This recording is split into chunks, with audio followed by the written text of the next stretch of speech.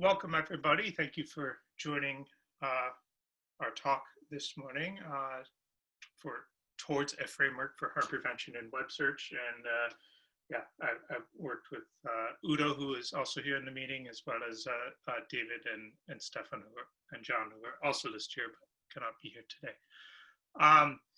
So just diving in, when we say harm prevention, it's important to establish what type of harms we're talking about. And if you look in our paper, we break it down into two different types of harms, those based on the information collected when we're searching on the web. So that's the information collected about the searcher. And then there's also the information that the searcher finds. So with respect to information collected, there's of course potential for data breaches, and then the way that some corporations may use data, for instance, as was a case in New York State about a year and a half ago, which allows insurance companies to use data about users online to determine their insurance premiums. And then there are issues around state actors such as China and the U.S. and how they may use data to enforce activities around citizens. But perhaps more interesting is the information found, and in the current age, certainly in the space of medical and health, this is quite concerning. We have, as many of us are aware, there's been a lot of issues around anti-vaxxing. And if you trace back, much of this concern is related to the paper, some scientific literature that has actually been rescinded, but it is still out there in the environment, and people are still able to retrieve this information when they're searching online, and that causes a lot of problems, and it's hard to make it disappear. So also relevant, we have conspiracy theories, which spread, have a lot of virality to them. They just virus on top of the existing virus, so, and of course when people, well-known people that shall remain nameless, suggest that disinfectants are useful for preventing coronavirus, we have bad things happen. So there's a lot of dangers to dangerous things can happen with the information out on the web. And of course, it's not, we can't just silo these two areas. Information collected is used to personalize information, the information that you find, and jointly we have the problem of you can be served, for instance, advertisements related to Brexit, and this relates this is all in the area of echo chambers, and it happens in search systems, it happens in recommender systems, news feeds, what have you. So yeah, there's lots of harms, and ultimately, in this case, it was a political outcome that was altered by the setup of the environment. Web search is a large area, but I think most of us in these conferences are really focused on ranked search. A lot of the papers are about ranked search. I think more recently we have a lot of conversational search, but in ranked search, just taking an example here of this is a search test from Cochrane Medical Reviews. Plug this into Bing search results, and for the information collected. It's actually being collected by all of these. And when I ran this, all of these different companies are collecting your visit. So those are third-party companies that collect the information about your visit to these websites. The first four are advertisements, but nonetheless, the information in the first four results are wrong. So that's also problematic. What are the causes? We're talking about information science here, library information science. If you look at some of the literature, for instance, like Ryan White, it talks about how these models in information retrieval systems are adapted from models in information science. But if you're talking studies in information science take place in a library versus what we have in the online environment, these are two very different environments. So potential, like the models don't match up. That's just one example. Here, this is just a little pictorial representation of relevance. Carlos talked about relevance in his talk, and here I suggest that relevance, part of evaluation, though it is an important part of evaluation, it is only one part of evaluation. There's graded relevance, but there's other ways that we could potentially evaluate the information that people are finding out there that are perhaps being overlooked. And then, of course, there's the information out there. There could be author bias. There's propaganda. There's a lot of different areas where information could come from that has problems. There's the information collected related back to that.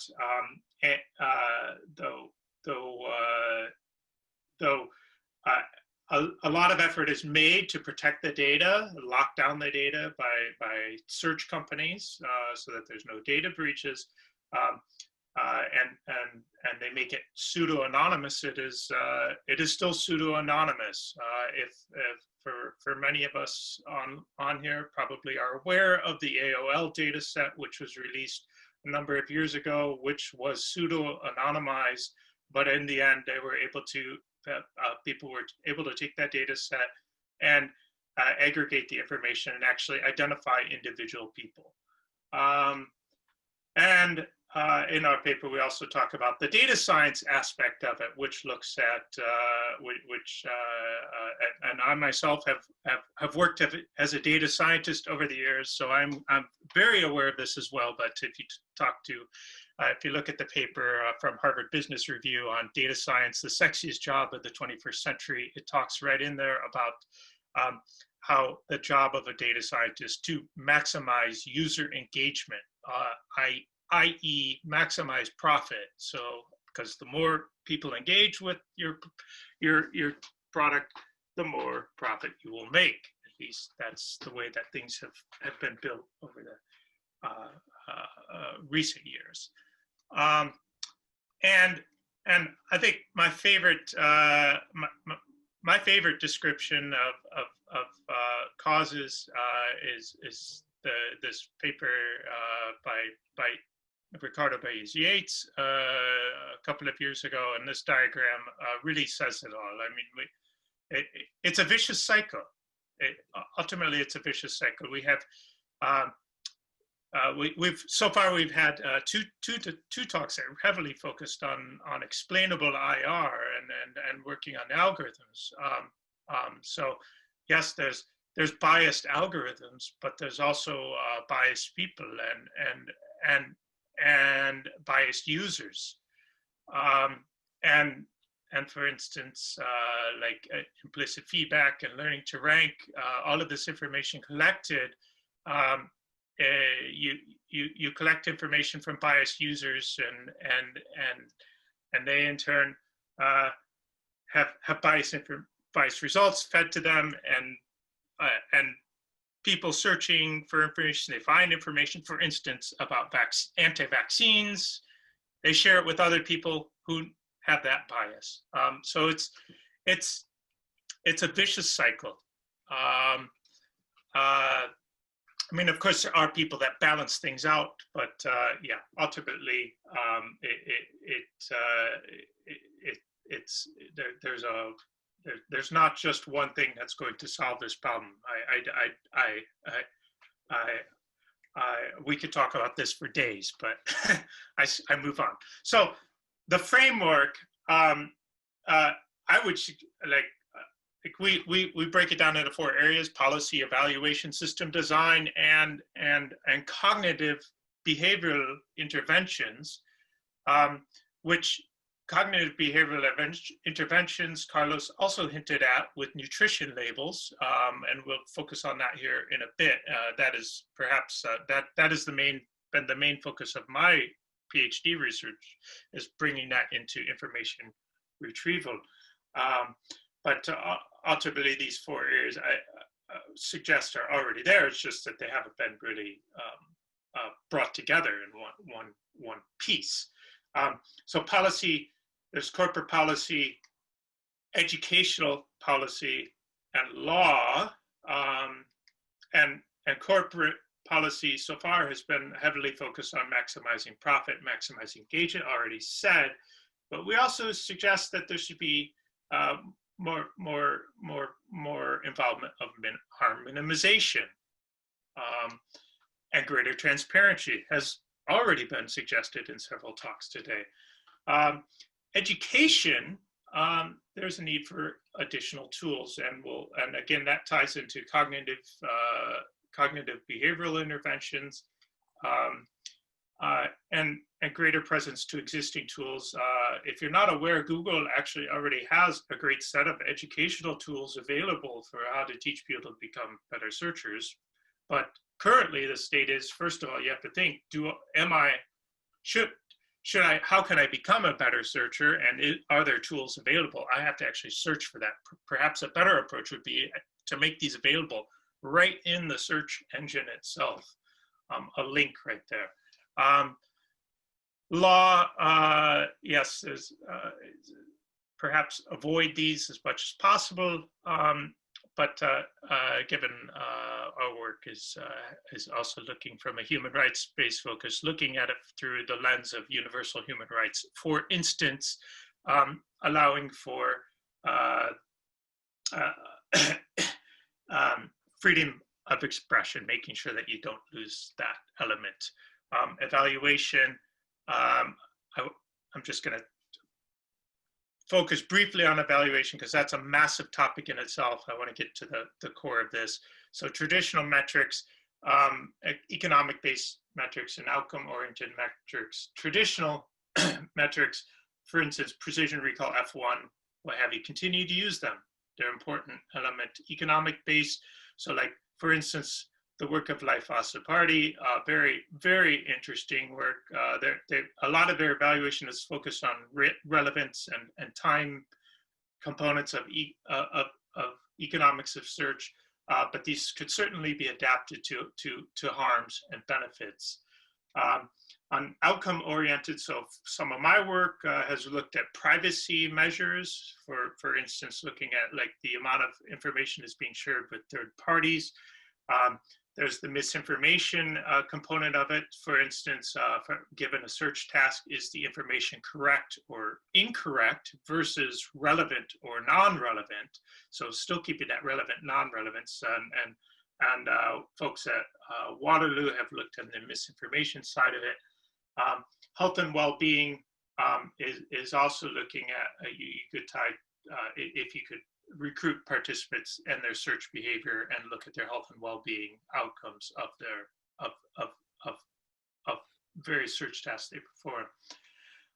System design and behavioral and cognitive interventions are the core of this framework.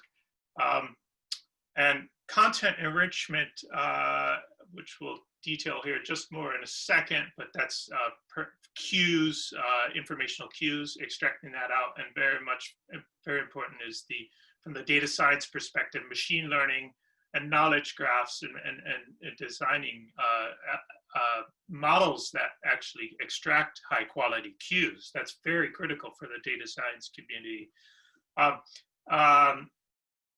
nudging and boosting as behavioral and cognitive interventions, and putting all of these together is back in this system design is the interface design in between.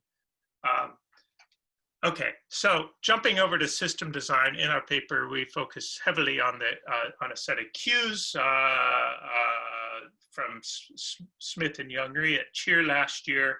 A very extensive set of cues. Again, machine learning is critical for extracting this information. And it should be in their work. They suggest that this should be in the information retrieval system itself, so that users have access to this information. We also suggest some extensions. So Stephen Lewandowski and his co-authors suggested that author funding be included as a set of cues, so that people can actually identify conflict of interest. Given my PhD is heavily focused on privacy, so we suggest that, for instance, well, third-party tracking information is important,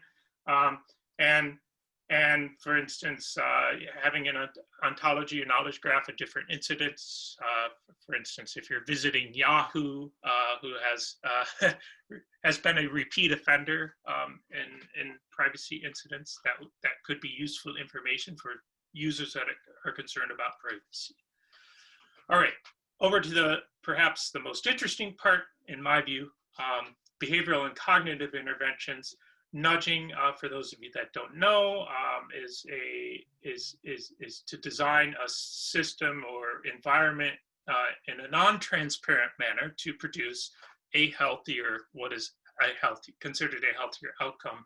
These are actual concrete real-world examples that we may have encountered. For instance, just having a cafeteria where you put the healthy food at the start of the cafeteria, because it actually has been shown that people will pick healthier food if you do that. There's also stoplight nutrition labels to encourage people to eat healthier food. In web search, there has been proposed nutrition labels to encourage healthier news consumption. A paper published a month earlier would take cues to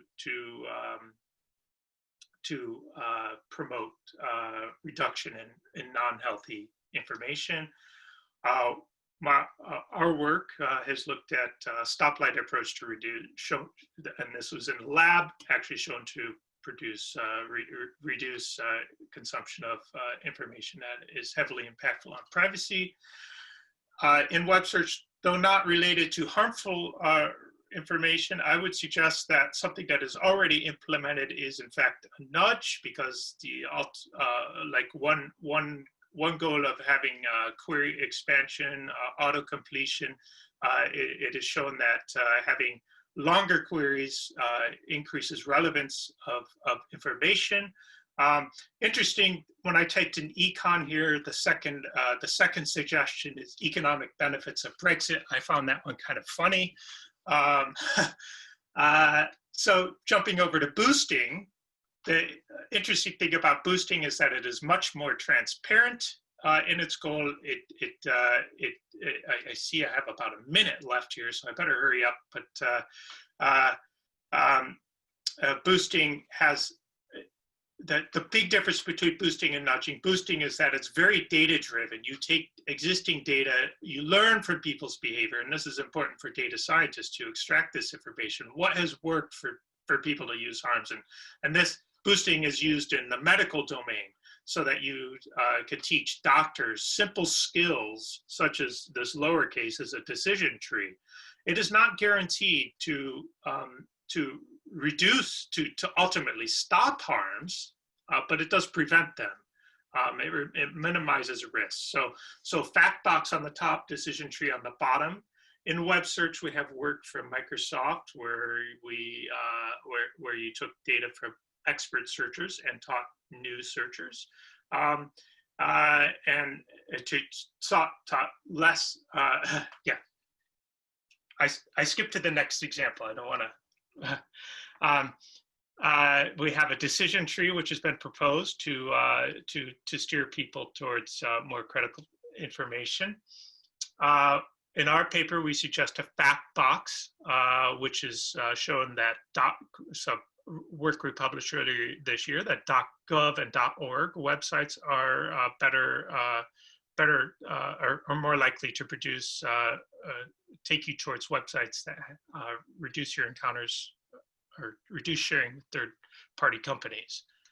And last but not least, we have going back to Baezi Yates' diagram here. So if we have these different interventions over in the right side and this vicious cycle on the left side, we suggest that using the data on the left side to create these interventions on the right side and putting these interventions in the system itself, that a subset of users would actually make use of these, and ultimately it would drive a change in the environment so that it would have a positive effect for everyone, or perhaps not everyone, but for a larger population. And at the end of the day, going back to the baseline of this framework is policy, because there is already policy in place. It's ultimately, it's mainly driven by the corporations, and they would have to have the will to actually incorporate interventions like this.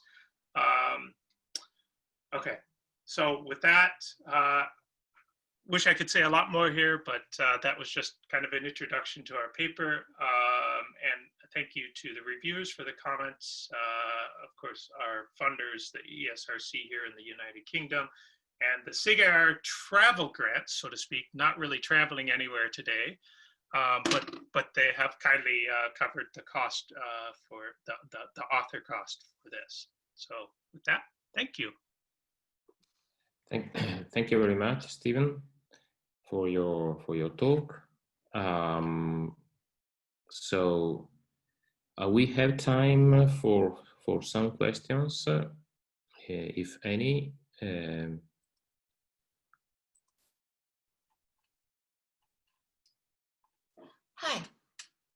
Hi, Stephen. Steve? Yeah. Steve.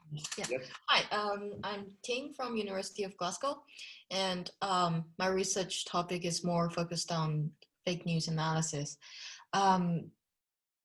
It's a very good work. Thank you for the framework that you presented that we can think about in the future and how do we present our work as well. But there is a small question I was thinking about during my research years, and actually I'm a little bit confused, not confused, but a little bit not sure how to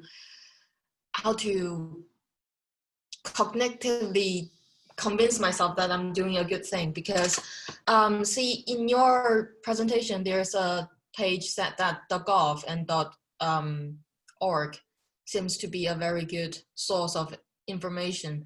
I agree most of the time. However, there's some of the time that I don't really agree with that. And when the time, when we do not agree with that, I just feel like I'm just presenting whatever the richer people want us to hear, because like government is being lobbied, and even NHS probably would get donation and conflict of interest and everything like that. So when they are suggesting something, I feel like if we just use whatever they are doing, it's actually not, it's actually still biased. Yeah. A very concrete example is that probably 10 years ago, they were saying that the fat in the food is really bad for your health. And that's actually kind of debunked, and it's because of the sugar industry was lobbying them. And you know, it's the information, we can't really know. Actually, the information was out back then, but nobody knows it. And how do we actually counterfeit that? Because I don't want to amplify the already bad or kind of not very accurate information. That makes me feel a little bit bad, ethically not comfortable. But it's an interesting discussion. I think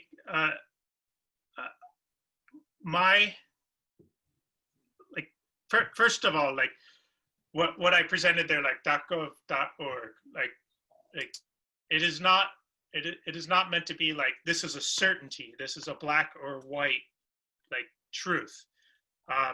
And you're exactly right on that. There are examples where like .gov, for instance, the sugar manufacturers, there is indeed a conflict of interest there. And I think if you look in the literature of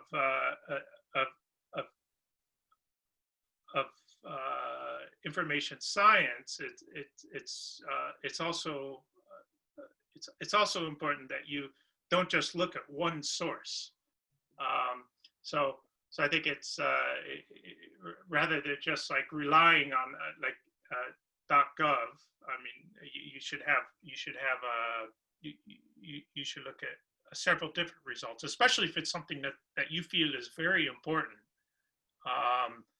As a user, you should if you think it's actually that it's important for me to have the best information to evaluate my search goal is, that you don't just look at one source.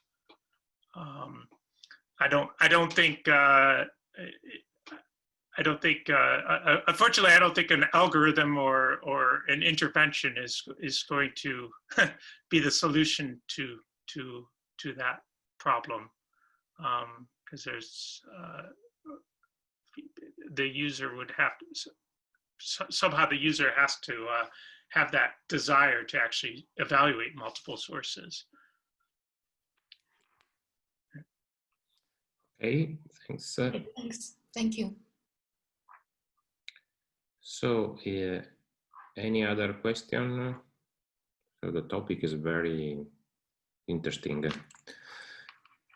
very dense. So just a quick question. So I realized that in many examples, when we are speaking about bias and wrong answers, the results are always presented as a list or ranked list. Do you think that changing the way the results are presented, for example, as a grid, would have an impact on the perception or on an impact of bias? Do you have any opinion regarding the way the results are displayed to the user? I don't have an opinion per se, because I have not I've not experimented with it. I think it would be very interesting to experiment, to run an experiment on that. Like if you were to run it in a grid. I mean, what I am certain of is, and I think most of us are aware, is there's this notion of trust bias that people don't, it's not even a notion, it's demonstrated repeatedly. In fact, in our lab studies, we see it is that people don't go beyond the second result. And I would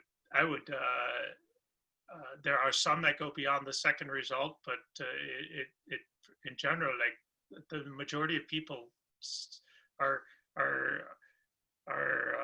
so trusting in the results. For instance, like Google does a good enough job that that we feel like, okay, well then that's the correct information.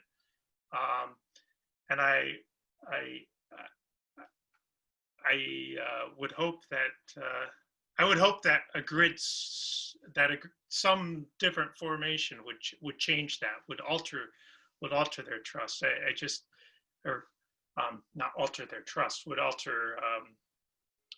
will alter their behavior in a way that they would perhaps evaluate more results. Okay. Thank you for your answer.